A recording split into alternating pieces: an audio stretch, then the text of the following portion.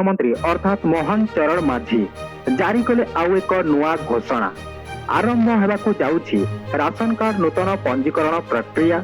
एमिति करंतु तुरंत आवेदन। तेबे जदि आपण मानकर राशन कार्ड नहीं तेबे आपण मध्य नुआ राशन कार्ड आवेदन करने को चाहते एहा छड़ा राशन कार्ड रे नूतन नाम जोड़िबा पई चाहते ताहेले ए वीडियोटा शेष पर्यंत देखंतो।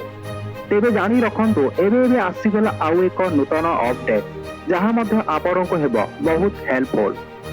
हेले ता पूर्वरु वीडियो को लाइक करंतु सब्सक्राइब करि नथिले एबे ही सब्सक्राइब करंतु जहां फल रे एमिति नुआ नुआ अपडेट आम चैनल माध्यम रे प्रथमे देखि पारिबे।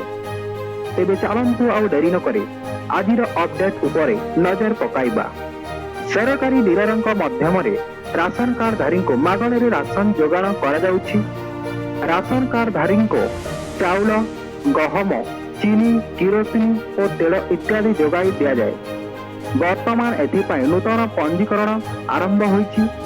राशन कार्ड रे तुमर नाम किपरि जोड़ा दिबो सेथिपाई स्वतंत्र नियम रहिछि।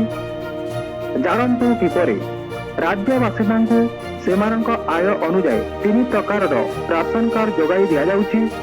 एहार अर्थ हेउछि बीपीएल एपीएल एवं अंत्योदय राशन कार्ड धारी माने एही योजनार लाभ पाउछन्ते। आज आमे आपनकु कहिबो तुमे किपरि एही तालिका रे तुमर नाम जोड़ी पारिबो।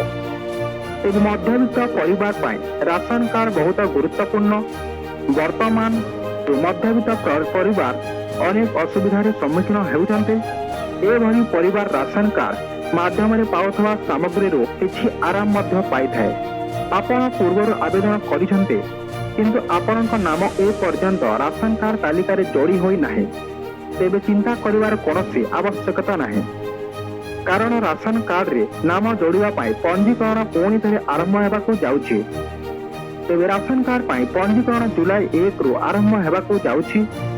तेबे राशन कार्ड तालिका रे निजर नाम पंजीकरण करिबाकू हेले निजर ड्राइविंग लाइसेंस भोटर आईडी आधार कार्ड एवं बैंक पासबुक। तेबे अधिक एहा विषय रे जानिबा पाई आमे आम डिस्क्रिप्शन रे एही वेबसाइट रो लिंक देई देइछु। आपण जाई चाहिले चेक करि पारिबे। एहा छड़ा आपणकर अछि कि नाही ताहा निहाती कमेंट करि जणाइबे।